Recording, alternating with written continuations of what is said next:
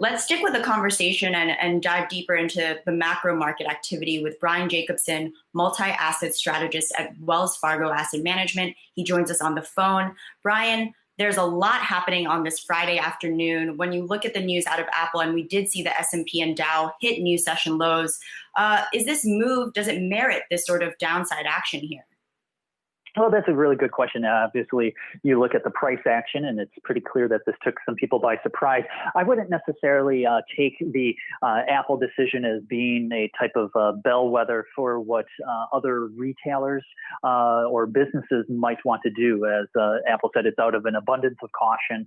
A lot of other retailers, it really depends upon the geographic footprint of where they're doing their operations as to whether or not they're going to be concerned about an increase in coronavirus cases or not. So obviously we will have to watch and monitor it, and the market is reacting to it.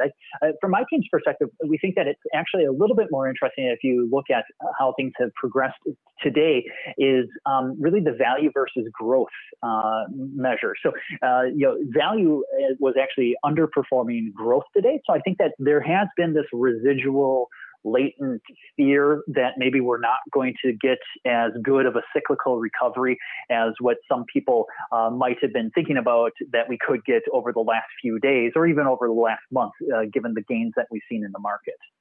Brian, I think it's interesting to see a lot of the different commentary coming out of individual companies, but also trade groups. And I'm curious how you're parsing through all of this data. So first off, this week we did get some encouraging retail sales numbers, although there are some folks who are saying perhaps that's the best that we'll see over the next couple of months. Still, there's 1.5 million initial jobless claims that were filed last week.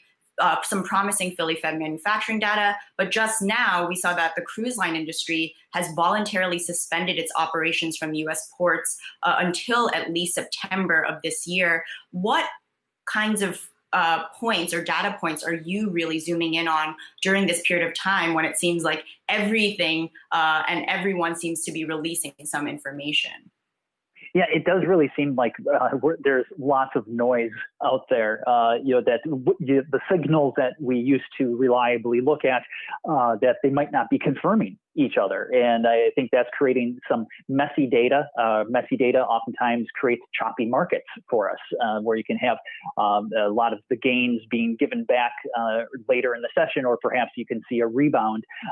Some of the data that we're really looking at, obviously the initial unemployment claims data was a little disappointing that there wasn't as much of improvement. We weren't really expecting a huge improvement from last week's number. And most of that is because a lot of our business contacts have effectively said that they might want to wait until after the 4th of July holiday to bring back some of the furloughed workers or to really start ramping up some of the hiring again. And that's based on the manufacturing side. Oftentimes they will try to shut down or slow down operations during the summer months. And it just might be the case that instead of shutting or slowing things down after the 4th of July holiday, they're doing it before the 4th of July holiday. So we're expecting that maybe we will see some improvement in those labor market indicators come July. The retail sales data, we like looking at some of the higher frequency data. MasterCard, they have their survey. You can also look at other transaction data available on a high speed. And that, to us, is pointing towards continued recovery. The 17.7% bounce that we got from last month was a huge bounce.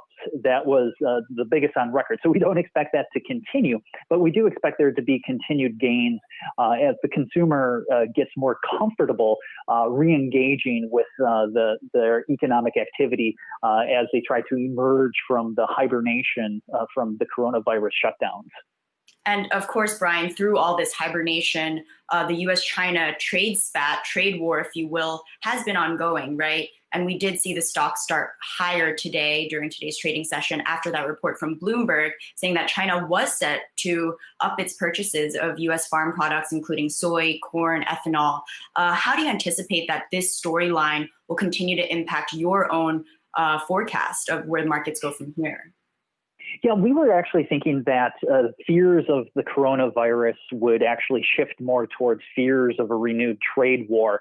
And we are actually somewhat comforted by seeing the news out of China that they're going to accelerate the purchase of some agricultural goods to comply with the phase one trade deal. We don't anticipate that there's going to be another blockbuster trade deal between now and the election. But we are hopeful that there will be continued compliance with the phase one deal, so we don't have to shift or jump from a coronavirus crisis to a trade war crisis. But it's 2020, so you never know what to expect, I guess, this year.